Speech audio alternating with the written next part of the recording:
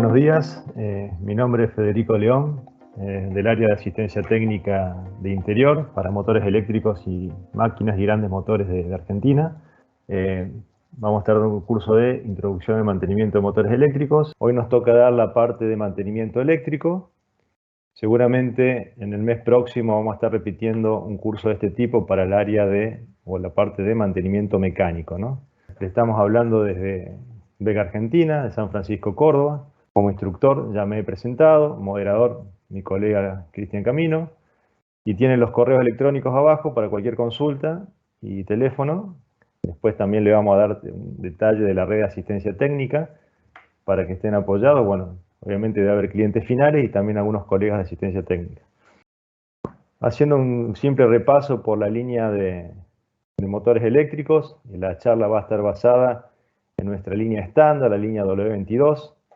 Un simple comentario: de este tipo de motores tenemos en eficiencia estándar IE1 y también en nuestro stock aquí en San Francisco motores de alta eficiencia IE3. Hemos vendido alguna vez también y hecho algunas pruebas con motores de imanes permanentes que son rendimiento IE4, IE5, pero bueno, no va a ser el motivo no va a ser un tema de esta charla, ¿no? Bueno, seguramente en alguna charla podemos hablar también de eficiencia energética, ¿no? Con respecto a otra línea de motores, vamos a hacer un repaso también por motores a prueba de explosión. Más que tocar el tema, también hay charlas que son exclusivas de motores a prueba de explosión. El mantenimiento va a ser general para toda esta línea de motores industriales. Y una antigua línea que era la W21, que por más que hoy no se está vendiendo este tipo de motores, sí hacen el mantenimiento, ¿no? Nosotros tenemos motores eléctricos vendidos aquí en Argentina ya por más de 20 años y vamos a encontrar algunas líneas de motores W21. Por eso vamos a empezar haciendo un repaso por las chapas características y cómo vienen las denominaciones. Partes y piezas de un motor eléctrico, no vamos a ver todos los componentes en detalle, pero simplemente que ustedes sepan que pueden acceder a la compra de toda esta línea de repuestos a través de nuestra red de asistencia técnica distribuida en todo el país, ¿no?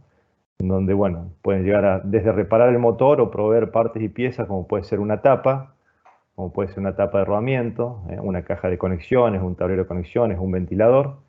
Toda esta línea de repuestos se puede adquirir a través de nuestros talleres o red de asistencia técnica en los distintos puntos del país. A modo de comentario, saber que cuentan después como material de apoyo cuando terminemos la charla. Nosotros les vamos a hacer llegar no solamente la charla en PDF, sino también el manual básico de mantenimiento de motores eléctricos. En nuestra página o sitio web pueden llegar a encontrar todo tipo de manuales. Un poco es direccionarlo a cuáles son los manuales más utilizados aquí en Argentina, ¿no? Este sería uno, el básico de mantenimiento de motores eléctricos. Nuestro catálogo de motores líneas W22, hablando de un motor industrial, ¿no? Un motor que arranca de medio HP o 0.33 HP hasta el orden de los 400 o 500 HP. En este tipo de catálogo, muchas veces las consultas que nos terminan haciendo simplemente pasa por una consulta de catálogo, ¿no? Con la potencia, las RPM, el consumo en corriente, que va a estar muy aproximado a la corriente que después viene grabada, por ejemplo, en la placa, ¿no? Ni hablar de torque nominal y otros datos que hacen al funcionamiento del motor. Motores de 2 polos que son de 3000 vueltas, motores de 4 polos. Bueno, este catálogo también va a estar disponible, como para, bueno, no estar buscando en internet a ver cuál línea de motores se puede llegar a acercar a lo que ustedes están buscando. Este es el motor o el motor estándar nuestro que comercializamos aquí en Argentina. Como haciendo una introducción ya al mantenimiento, lo importante siempre para hacer un seguimiento del motor, el número de serie, ¿no? El número de serie en motores viejos, estamos hablando de motores que son anteriores a 2007, donde venía grabado con 2 letras y 5 números, y la fecha de fabricación. Siempre es importante darle en mantenimiento un seguimiento al número de serie, porque es como el DNI del motor, ¿no? Yo, para hacer un registro de si ese motor fue varias veces rebobinado o tuvo algún tipo de mantenimiento, siempre hay que seguirlo por este número de serie y no por por algún dato que representa la máquina, porque a lo mejor en esa misma máquina puede haber tenido varios motores eléctricos. Ya vamos a hacer algún comentario con respecto a los datos de la placa. La placa actual, motores que se fabricaron a partir de 2008, ya vienen con 10 dígitos, ¿no? 10 números, que sería el número de serie. Como para que ustedes tengan idea cómo viene grabado, o siempre que hagan un mantenimiento, cuál es el dato que deben registrar para hacerle un seguimiento al motor. Como les decía, es muy importante tener grabado este número, y fíjense en otros datos que viene grabado de la placa, por ejemplo, la eficiencia, ¿no? Justamente este motor es un motor IE3 de alta eficiencia, que ya viene grabado también en la placa, ¿no? Comentarios, porque es importante también este número de serie. Si ustedes se arriman a una red de asistencia técnica y, por ejemplo, no saben si ese motor fue rebobinado o cómo fue rebobinado, y quieren hacer un bobinado que sea igual exactamente como salió de fábrica, con este número de serie nosotros podemos adquirir los datos de bobinado, podemos adquirir planos de ese motor, como puede ser un plano de eje, un plano de una tapa, en cuanto si hay que hacer algún retrabajo sobre ese repuesto, ¿no? Lo ideal siempre es cambiar los repuestos. Si una tapa se rompe, es reemplazarla. Si un eje se rompe, también reemplazarlo, pero a veces en el reemplazo hace falta algún tipo de plano original de fábrica o simplemente los datos de bobinado, que ese tipo de información ustedes también la pueden adquirir a través de nuestra red de asistencia técnica. Es la información que habitualmente le brindamos a ellos. Como información, acá simplemente una placa similar a la anterior. Fíjense, no sé si ven la placa anterior, era un motor de 180 HP. Ya les decía, hay muchos datos del mantenimiento que habitualmente se sacan de la placa, como la corriente nominal, que es lo que yo no debo sobrepasar. En este caso, un motor de 180 HP son 242 amperes conectado en 380. El tipo de aislación, que vamos a charlar sobre eso, no sé si alcanzan a ver acá, es un motor de aislación clase F, ¿no? Y fíjense este dato importante, que justamente es un tema que lo vamos a tocar ahora enseguida, que es el delta T 80 grados. Es un motor que es aislación clase F y con un delta T de 80 grados. Es uno de los datos. Este tipo de información se ve más en detalle en la charla de selección de motor eléctrico. Después, en el curso que vamos a hacer más adelante de mantenimiento mecánico, se ve, por ejemplo, el tema de los rodamientos, ¿no? Acá están los dos tipos de rodamientos y la cantidad de grasa que hay que colocarle y cada cuántas horas, ¿no? Pero eso ya es un tema de mantenimiento mecánico. Y la carcasa también, bueno, por eso hay muchos datos importantes que aparecen en la placa, que es importante siempre mantener en buen estado esta placa, ¿no? Acá lo mismo, lo que le decía, motor más chico del 15 HP, pero aislación clase F y con un delta T de 80 grados. Motor W22 y en este caso es un motor IE1 de eficiencia estándar. Este es lo que le estaba comentando recién con respecto a la aislación, ¿no?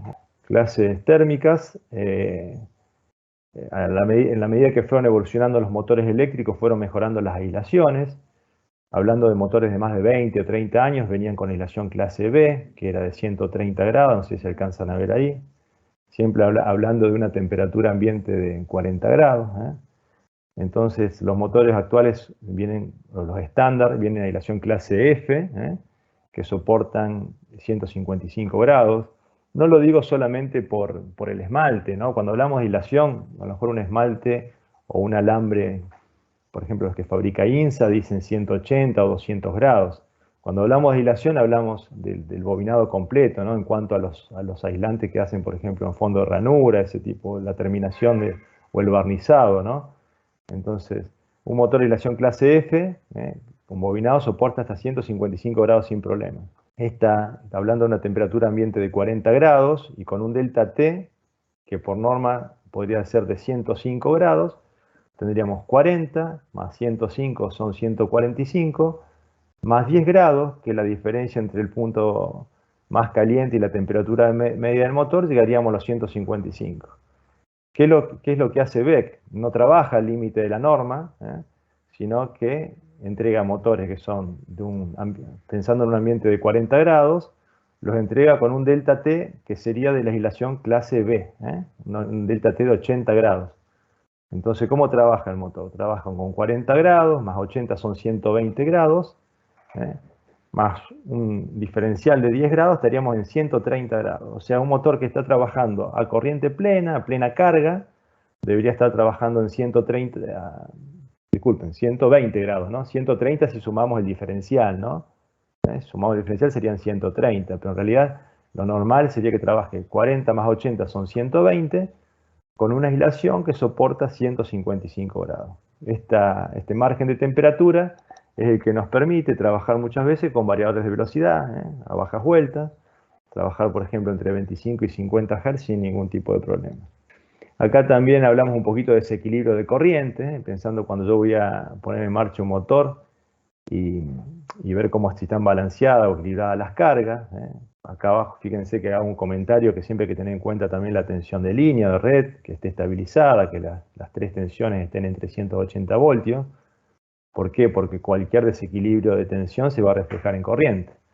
En este caso es un ejemplo, un motor que trabaja en una fase 125, 134 en otra y 138, da una corriente media de 132 amperes, ¿no? Entonces, ¿cómo tengo que hacer yo para ver qué desbalance o desequilibrio de corrientes hay? Es tomar la mayor o la que mayor diferencia tenga con respecto a la media.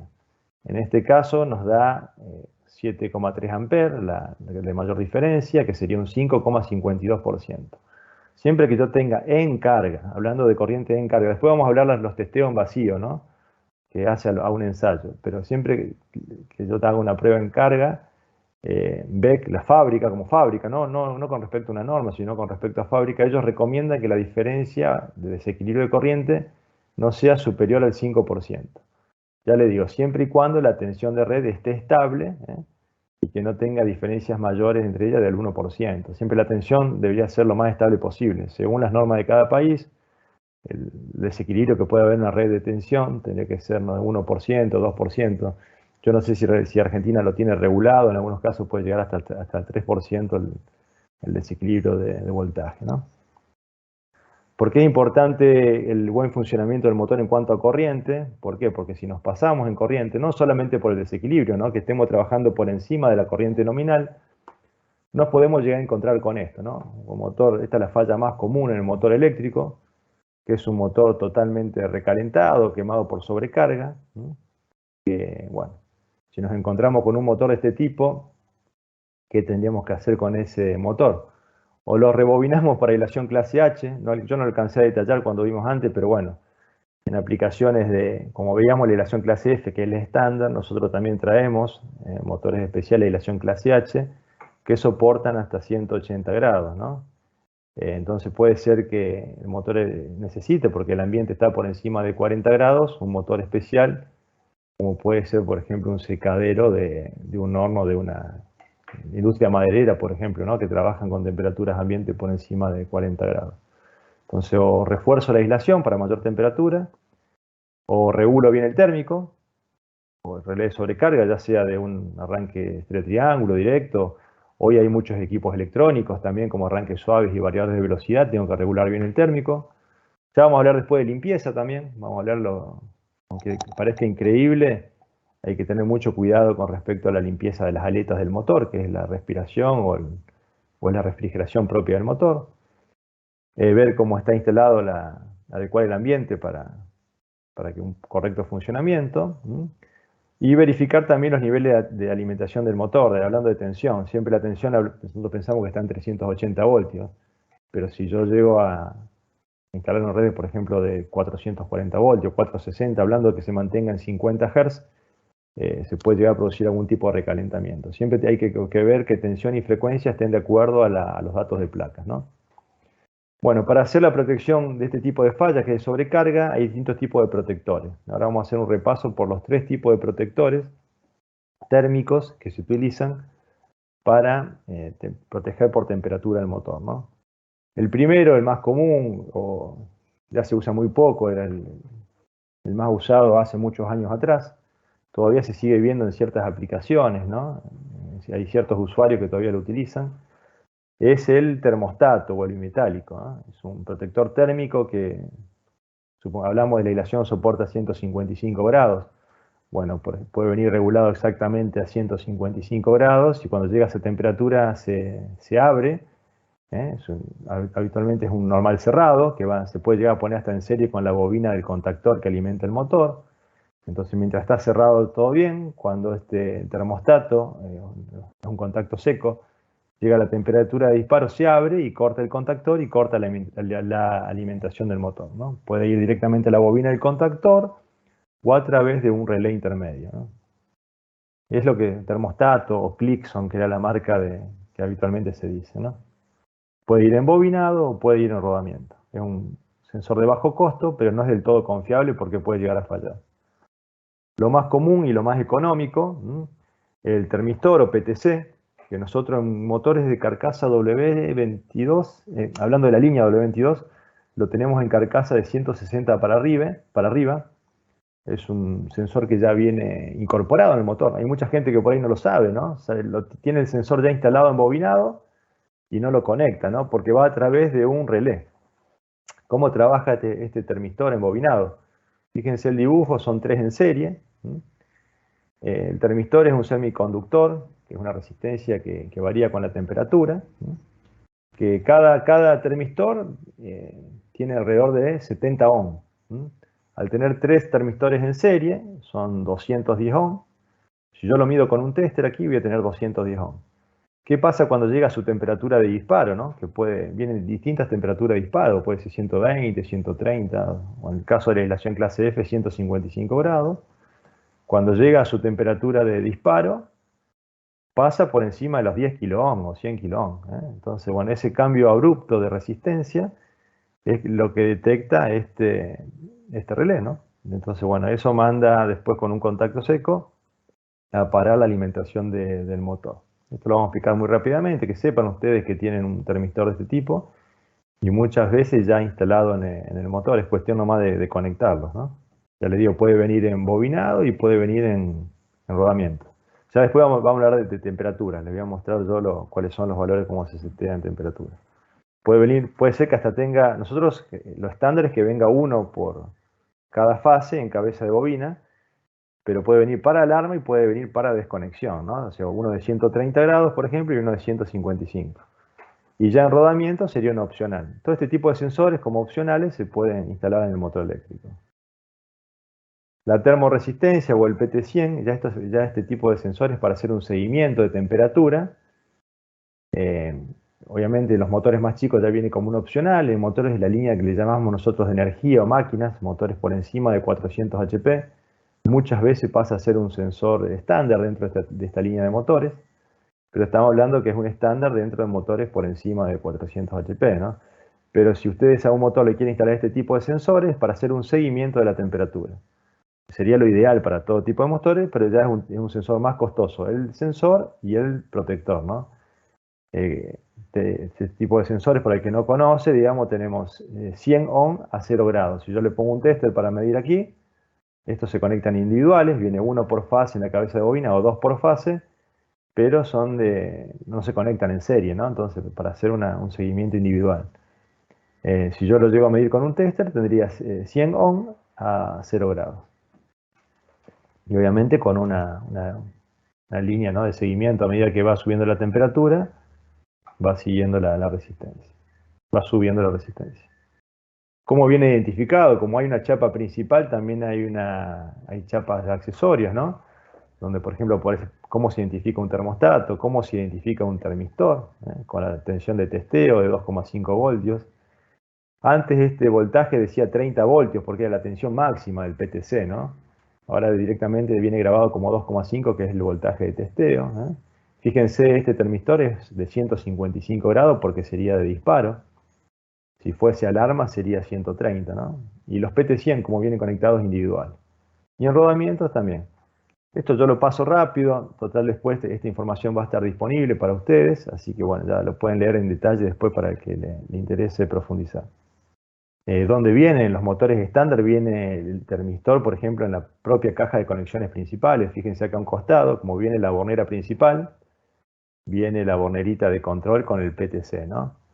Puede ser que en algunos motores más grandes o el cliente lo pida con una caja auxiliar, ¿no? Que él no quiera tener mezclado la potencia con los accesorios, entonces pide una caja auxiliar donde ahí conecta los accesorios, sea termistores, puede ser resistencia calefactora también. Ya vamos a charlar después un poquito de la resistencia calefactora, cuando se utiliza. Y acá para que vean ustedes cómo se ajustan, por ejemplo, qué recomienda fábrica. Para un devanado, para un bobinado, si voy a poner dos protectores, por ejemplo, sería alarma 130 grados para aislación clase F, ¿no? 130 alarma y 155 el disparo. Y en rodamientos, lo que recomienda Beck, para que ya vayan teniendo una idea de la temperatura de rodamientos, 120 desconexión o disparo, y 110 sería la alarma. Bueno, aquí ya vamos entrando en lo que es el mantenimiento del motor eléctrico propiamente dicho. Hay 3 clases de mantenimiento que son los que habitualmente se habla, ¿no? Mantenimiento correctivo, no hace falta mucha explicación para el correctivo, sino simplemente salir a apagar el incendio, salir corriendo cuando se produce una falla. ¿Esto qué nos ocasiona, digamos? Nos ocasiona paradas no programadas, pérdidas de producción, muchas partes y piezas. Simplemente espero que el motor se rompa y yo salgo a repararlo. O sea, acá no tengo mucho para inventar, ¿no?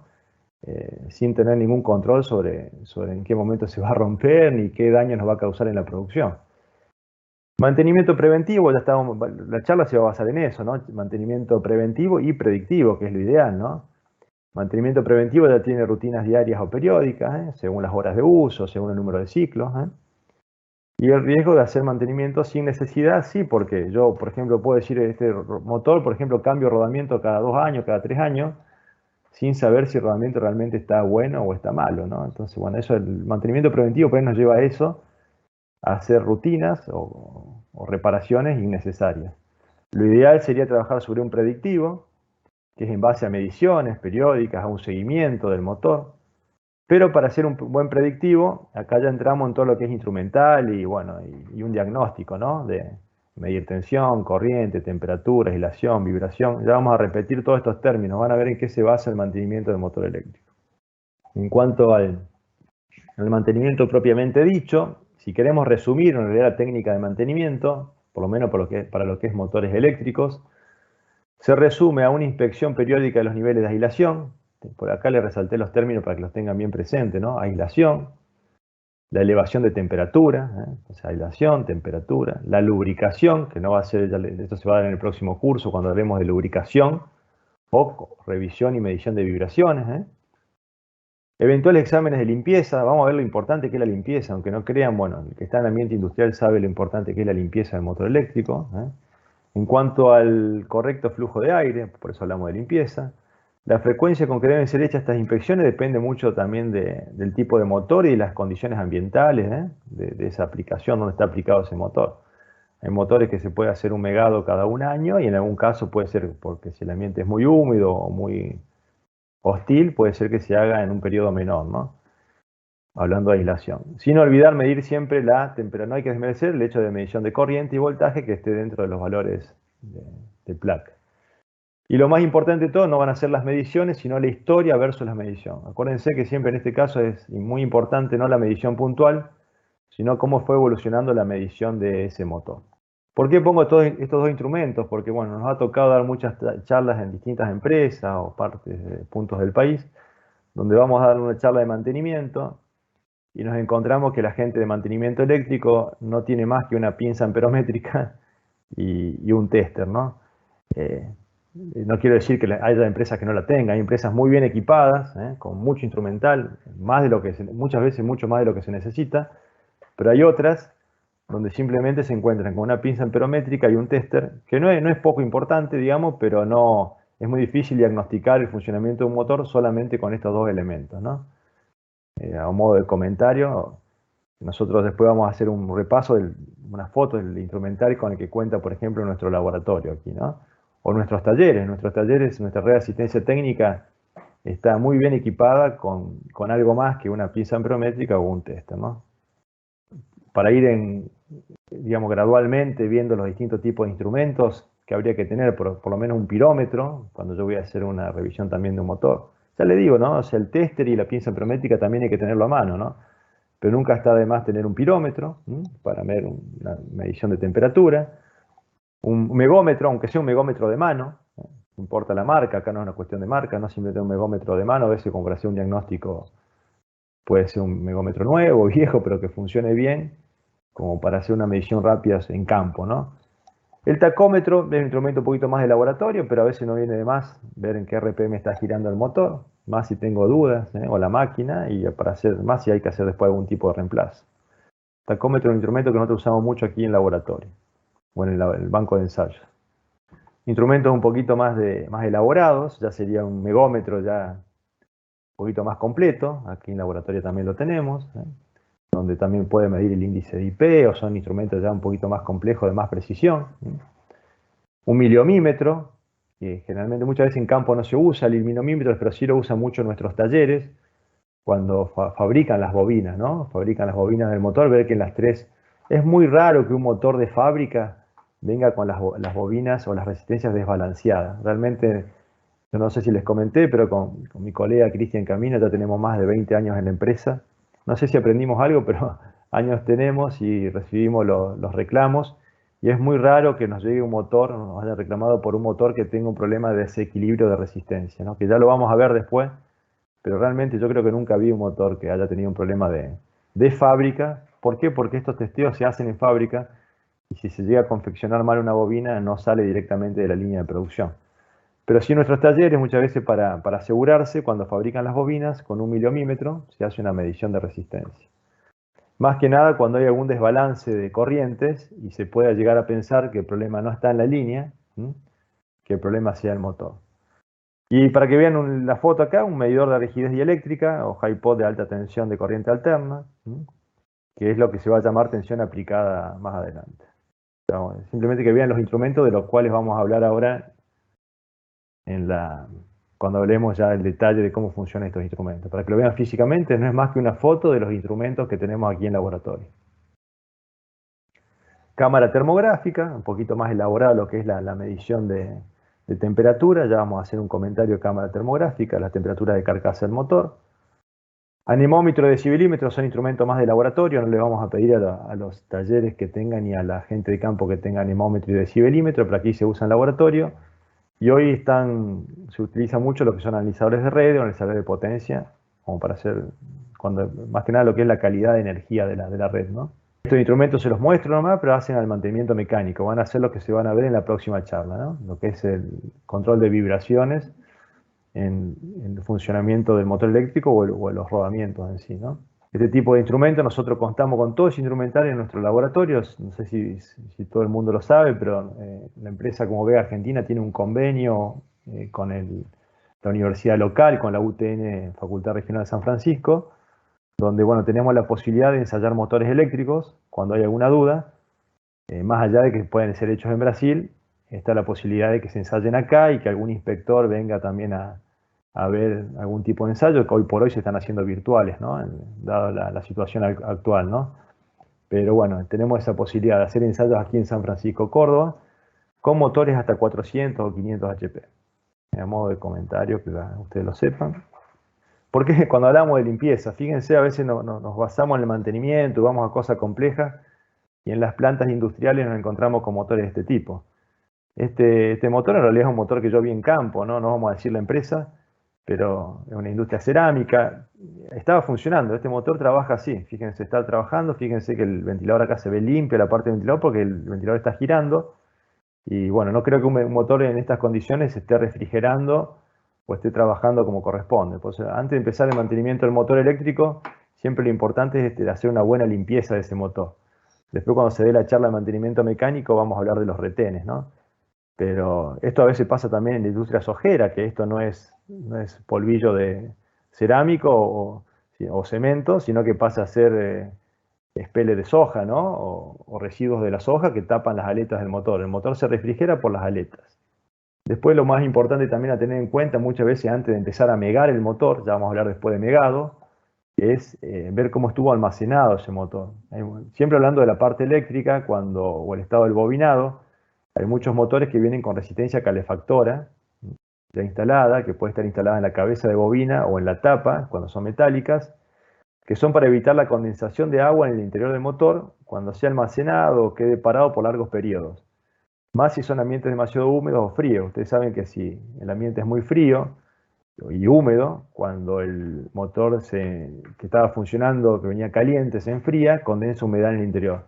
Entonces, algo que mucha gente no lo sabe, es que si el motor tiene resistencia calefactora y lo van a tener 2 o 3 años en stock, que lo dejen con la resistencia calefactora conectada.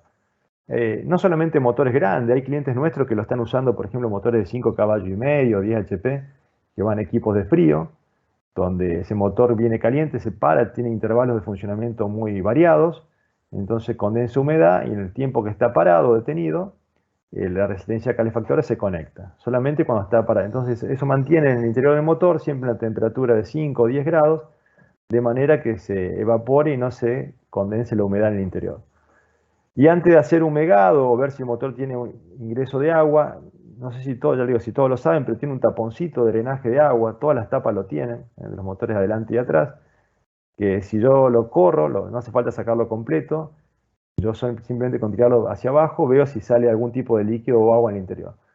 Entonces no tiene sentido megar un motor si uno presume que pueda llegar a tener agua en el interior. Entonces muevo ese taponcito de drenaje, si no sale ningún tipo de líquido, ahí le hago un megado tranquilo, ¿no? Que es lo que vamos a ver ahora.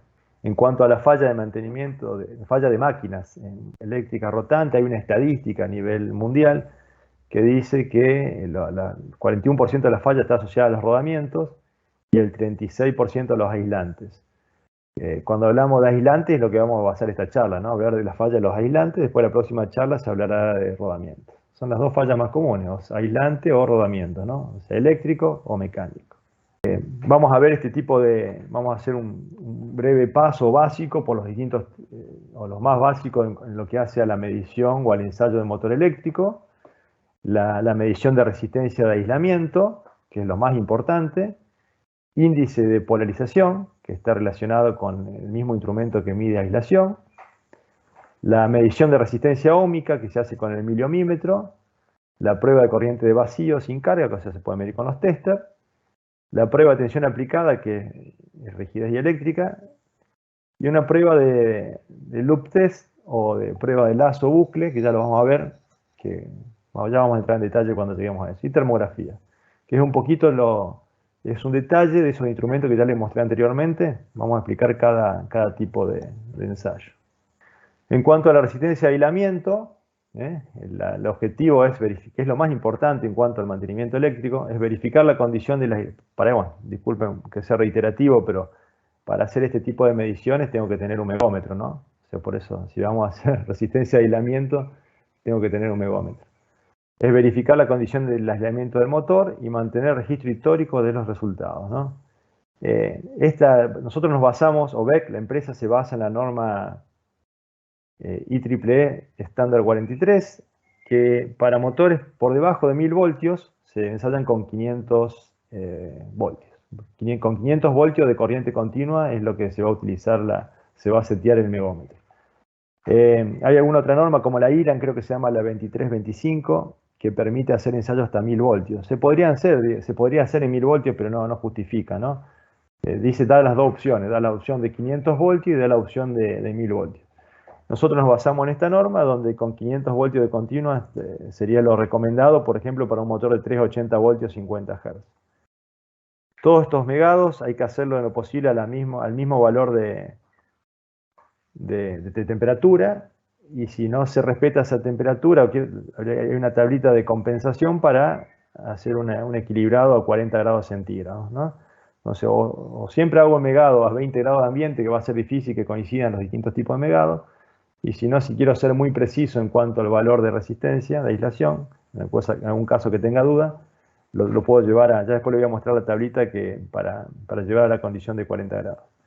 Megómetro por lo general se puede medir ya vamos a verlo después, pero se hace una medición de 1 minuto, donde se pueden tocar, por ejemplo, las tres fases, de alguna manera las tres fases, con respecto a tierra, ¿no?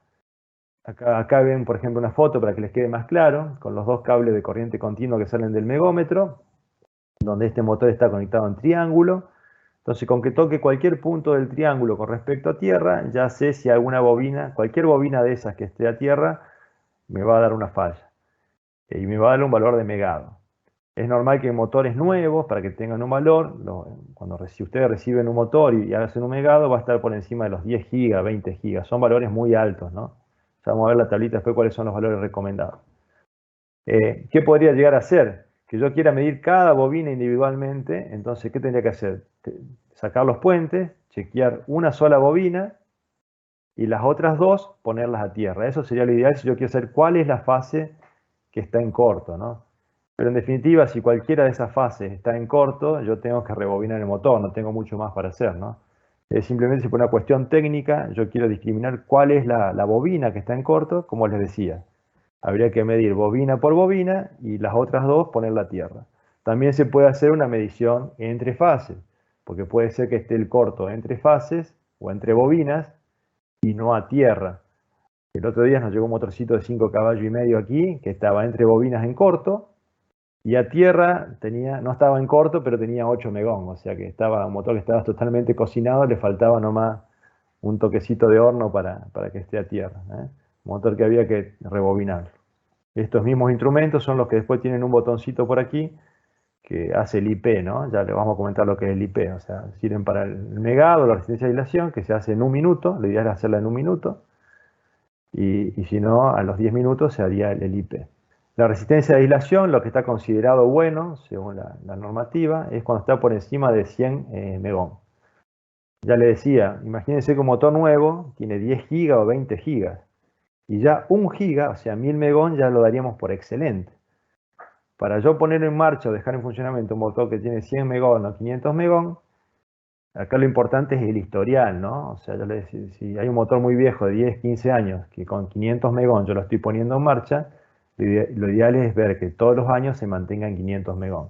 Si no, lo normal y lo aconsejable es que el motor esté por encima del giga, de los 1000 megones.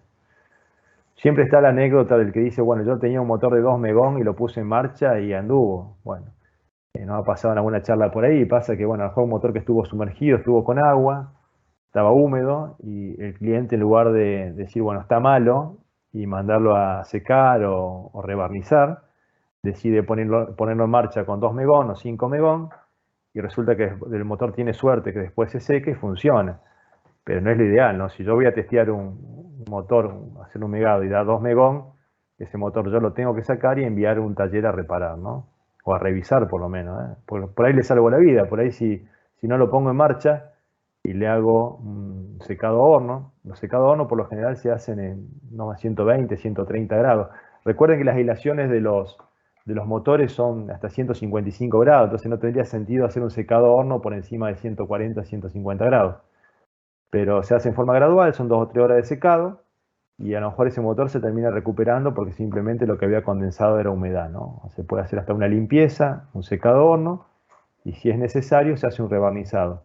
Para eso están nuestros talleres, nuestra red de asistencia técnica, que conoce mucho más que yo del tema, ¿no? Que es un trabajo de todos los días para ellos.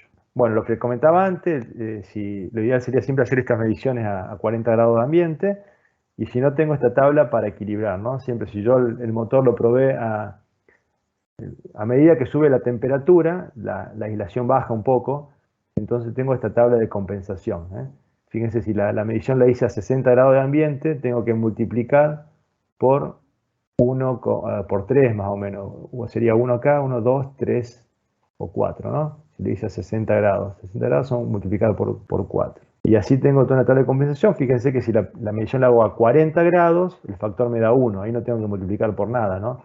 Si la hago por menos de 40 grados, por un día de 20 grados, ahí tengo que multiplicar tal vez por 0,3 o 0,4. Bueno, para eso está esta tablita que figura en los manuales, en el manual que le comenté anteriormente. Esto no tiene mucho sentido cuando me da 30 gigas, porque ¿qué puedo llegar a la conclusión? Que en lugar de 30 gigas sea 20 gigas, sea 10 gigas.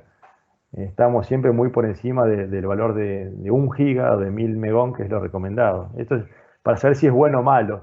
Esta tabla es muy importante cuando los valores son bajos y yo quiero hacer un seguimiento y una tendencia de cómo va variando, porque puede ser que me toque un día en campo que tenga 10 grados de ambiente y en el verano tenga 40 grados de ambiente. Ni hablar salas de máquinas que muchas veces llegan a 50 grados, ¿no? Acá unas tablitas que me facilitó un colega, donde se ve, por ejemplo, cómo varía el megado, ¿no? Por eso esto va a ser una introducción a lo que es el IP, que vamos a hablar después, el índice de polarización. Fíjense que al minuto, esto es cuando el valor de aislación es bajo. Este de acá sería 50 megón, 60, 70, yo acá tenía 80 megón. Un motor que arranca al minuto con 60 o 70 megón, y este sería un motor que está malo, fíjense que no sube, ¿no? A medida que yo le voy, esto sería para hacer un índice de polarización, ¿no?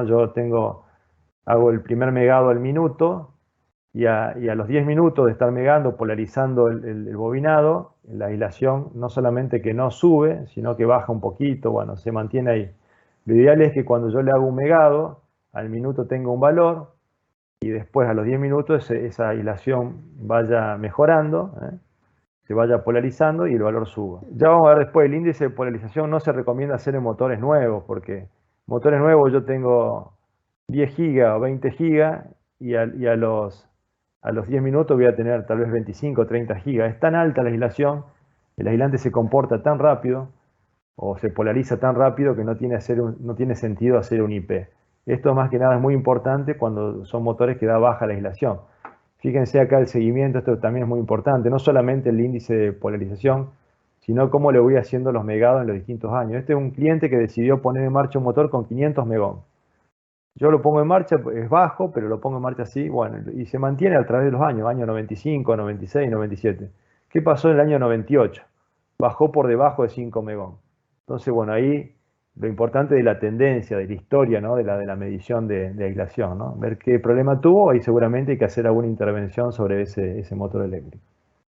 El IP, que es el valor de tendencia que hablábamos recién, el IP es el índice de polarización, hace una comparación de la resistencia a los 10 minutos comparado con la resistencia al minuto, ¿no? Para ver cómo se polariza o cómo se comporta ese aislante, si todavía se recupera y está en buen estado. Si el motor está el IA es índice de absorción, es muy similar, es cuando no tengo mucho tiempo y tengo que hacer mediciones cortas, es una comparación al minuto y a los 30 segundos, pero lo más importante y lo más utilizado es el IP, así que vamos a hacer hincapié sobre el IP, que el IP me tiene que dar, ¿cuándo un IP da bajo, no? Ya si es un motor muy nuevo, ya dijimos que el IP no hay que hacerlo, ¿no? ¿Por qué? Porque va a dar valores muy altos, no tiene sentido. Pero si el motor da, por ejemplo, 500 megón o 600 megón y yo decido ponerlo en marcha y ese IP no sube, o sea que no sube porque el motor tiene que estar limpio y en buenas condiciones para que el IP dé alto, ¿no? Para que el IP dé por encima de 2, 3 o 4 tiene que estar limpio y en buenas condiciones. Si el IP da bajo, en la condición que tiene humedad, sucio o grasa. O sea, si ese aislante no mejora, es porque tiene humedad o está sucio, y ahí tengo que hacer algún tipo de intervención de las que le comentaba antes, ¿no? Enviar a un taller para que lo laven, le hagan un secado horno y tal vez un rebarnizado. Entonces, en un motor ya decía que puede tener algún tipo de suciedad o IP bajo, es considerado bueno cuando el IP da por encima de 2 a 3. Y acá vuelvo a repetir, esta tablita, bueno, se las dejo, va a estar en esta charla para después a disposición de todos, figura también en nuestros manuales. Y vuelvo a repetir, atención, el IP no es válido en este ensayo cuando la resistencia de aislación es elevada. Ejemplo, motores nuevos, que la resistencia de aislación está por encima de 10 a 20 gigas.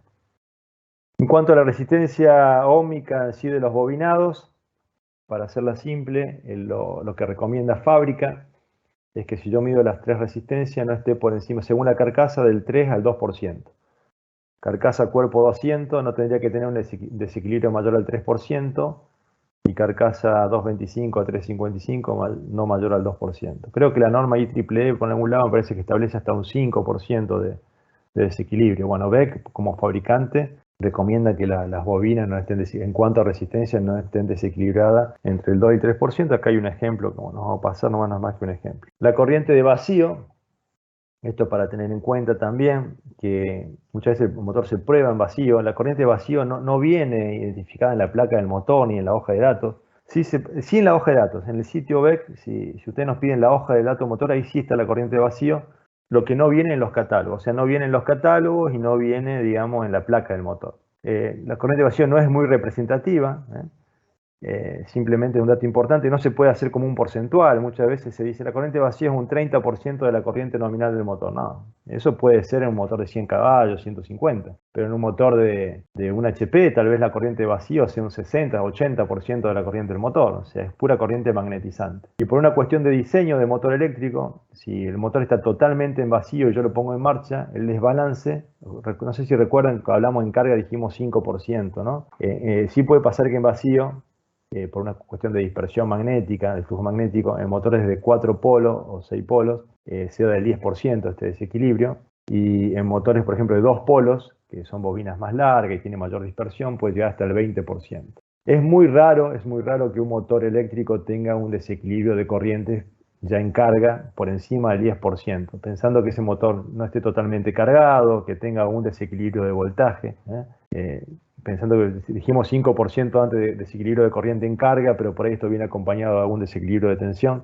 es muy raro que haya un motor que tenga mayor al 10%. Pero sí sepan que en vacío pueden llegar a tener estas variables, ¿no?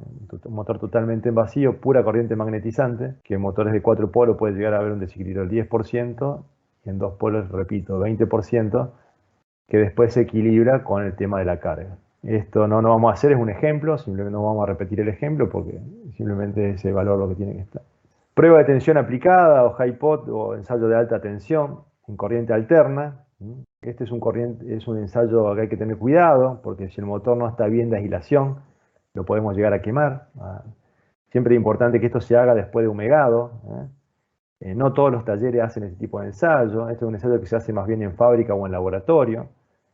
Es aplicarle, ¿por qué se hace en fábrica muchas veces? Porque es más rápido, en lugar de hacerle humegado, cuando sale de la línea de producción, en lugar de hacer humegado por cada motor, yo le hago un ensayo de alta tensión y bueno, si el bobinado sobrevive a esto, está preparado para todo, ¿no? Por eso tenemos tan bajo índice de fallas. Yo acá no lo comenté, pero el índice de fallas nuestro a nivel Argentina no es más del 1 por 1000, o sea, fallas, personas que tengan alguna falla de aislación, y muchas de ellas son discutibles, ¿no? Porque hay que ver si no está asociado a un problema de red, ¿no? Pero es muy raro que falle más de un motor del 1 por 1000 o el 0,5 por 1000. Cuando se hace un ensayo de este tipo de tensión aplicada, se le da un impulso de una tensión alterna de 1000 voltios, disculpen, 1000 voltios más 2 veces 380. Serían 1760 voltios. Yo lo aplico en laboratorio durante 1 minuto, 60 segundos. En la línea de producción es un poquito más bajo, un poquito más alto, disculpen, es 1760 voltios, 1760 voltios por 1,2. Se le entrega, o sea, serían 2100 voltios, pero solamente durante 1 segundo. Entonces, si sobrevive a esto, el motor está apto para funcionar. Y esta prueba se puede hacer en campo, pero se recomienda hacerla solamente por 1 segundo y no más de 80%. Es para que sepan que existe este tipo de ensayos.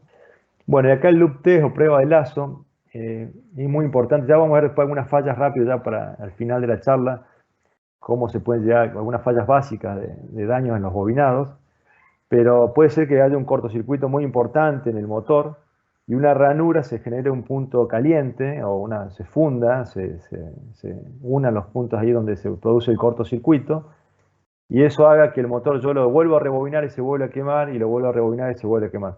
Por eso es muy importante cuando la gente de mantenimiento, cuando se queman los motores eléctricos, que el taller de confianza de ustedes, la gente que le hace la reparación, les diga por qué se quemó ese motor. Si se quemó por sobrecarga, por falta de fase, que no simplemente pase como que lo mandaron a reparar porque se quemó y no saben por qué. Siempre es muy importante que el taller técnico o el asistente técnico le haga un buen informe técnico y tenga a disposición de ustedes el motivo de la falla.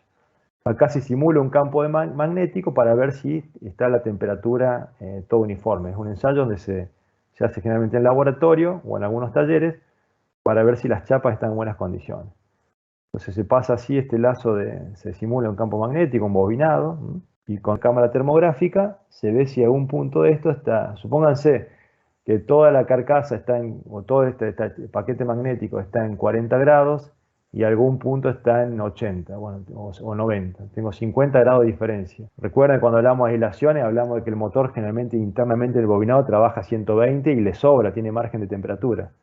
Pero si a esos 120 grados yo le sumo 50 de un punto caliente, voy a tener 70 grados. Entonces es muy probable que el motor se vuelva a quemar y se vuelva a quemar exactamente en el mismo lugar, ¿no? Entonces esto es muy importante cuando está dañado el paquete estatórico, ¿no?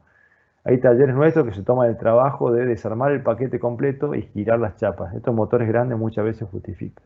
Temperaturas de carcasa, que esto muchas veces es una consulta que hacen los clientes, ¿no? Ver si la temperatura de carcasa es algún indicativo o nos da algún diagnóstico de la temperatura interna del bobinado. No es directo porque depende mucho de la refrigeración del motor, si el motor es carcasa de fundición, carcasa de aluminio, el tamaño del motor también, ¿no? Ustedes saben que hay un mismo motor, muchas veces, una misma carcasa, tenemos varias potencias, entonces hay motores que están un poco con más material interno que otros, ¿no? Entonces puede ser que la disipación sea distinta. Más allá de todas las temperaturas que se pueden medir, que acá están determinadas, temperatura ambiente o temperatura en el cáncamo se puede medir, o en la caja de conexiones si tengo algún termoresistencia, algún PT100, ¿no?